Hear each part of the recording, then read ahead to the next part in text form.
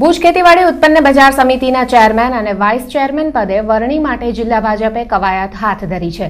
આ વરણી માટે ભુજમાં જિલ્લા ભાજપ કાર્યાલય ખાતે વેપારી પેનલ, સહકારી પેનલ અને ખેડૂત પેનલના ચૂંટાયેલા સદસ્યોનો અભિપ્રાય મેળવાયો હતો। સેન્સ મેળવાયા બાદ સર્વસંમતિથી 1 કે 2 દિવસ એટલે કે 24 મે સુધીમાં નામ જાહેર કરવામાં આવશે। જિલ્લા ભાજપના 2 મંત્રીઓએ આ સેન્સ લીધો હતો।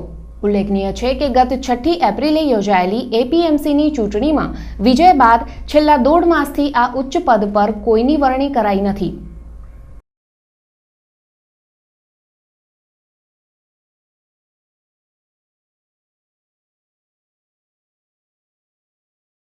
આપણી પદ્ધતિ પાર્ટીની પરંપરા છે કે નિયમ મુજબ બધાને એક વખત સાંભળી અને જે પણ પાર્ટીનો આદેશ અને જે લોકોની લાગણી છે એનામાંથી પણ સારો રસ્તો નીકળે અને આગામી દિવસોમાં એપીએમસીનો જે વહીવટ છે એ સુચારુ વ્યવસ્થિત પાર્ટી હિતમાં અને પ્રજાના હિતમાં અને ખાસ કરીને ખેડૂતના હિતમાં ચાલે। કચ્છમાં વસતા લેવા પટેલ સમાજને એક તાંતણે બાંધવા અને તેમને સહાયરૂપ થવા ભુજના એક યુવકે ખાસ વેબસાઇટ તૈયાર કરી છે। આ વેબસાઇટથી લેવા પટેલ સમાજના લોકો એકમેકના સુખ દુઃખના ઓનલાઈન સાક્ષી રહી તેમાં સહભાગી થઈ શકશે। જોઈએ એક રિપોર્ટ।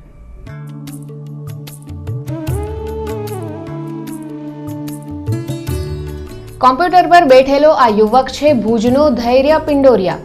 દેશ વિદેશમાં વસતા કચ્છી લેવા પટેલ સમાજને એક તાંતણે બાંધવાના આશયથી તેણે levapatelonline.com નામની એક ખાસ વેબસાઇટનું નિર્માણ કર્યું છે। પટેલ સમાજની કોઈ પણ ગતિવિધિ, સારા નરસા પ્રસંગો અને કાર્યક્રમોની માહિતી આ વેબસાઇટ પર મૂકવામાં આવશે।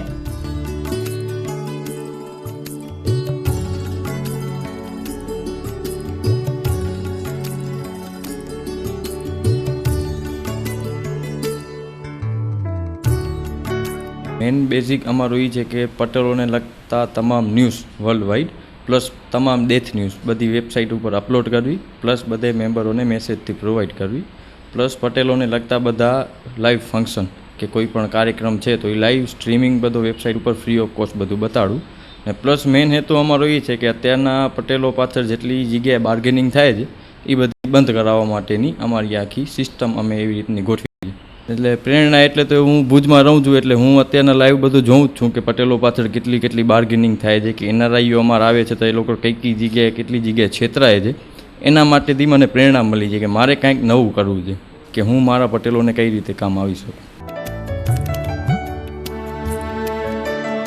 કચ્છ કે વિદેશમાં સ્થાયી થયેલા પટેલ સમાજમાં કોઈ પણ વ્યક્તિનું નિધન થાય તેની માહિતી તરત જ SMS દ્વારા તમામ સદસ્યોને મોકલી આપવામાં આવશે।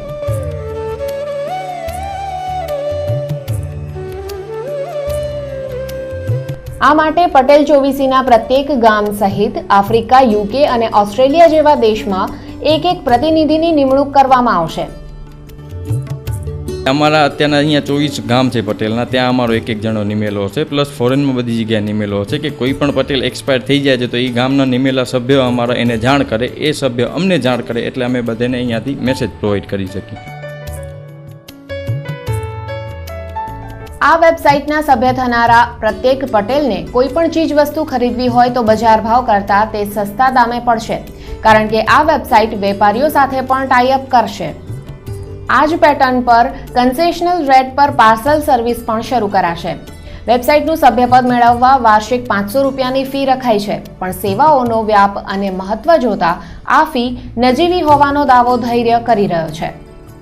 વિશ્વના ખૂણે ખૂણે સ્થાયી થયેલા લાખો કચ્છી લેવા પટેલ માટે આ વેબસાઇટ ઉપયોગી બની રહેશે। કચ્છ ઉદય ટીવી ન્યૂઝ, ભુજ।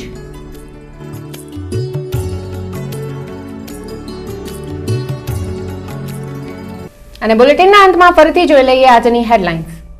કેટલ કેમ્પની બાકી અરજીનો નિકાલ કરવા જિલ્લાના પ્રભારી સચિવ JP ગુપ્તાની સૂચના।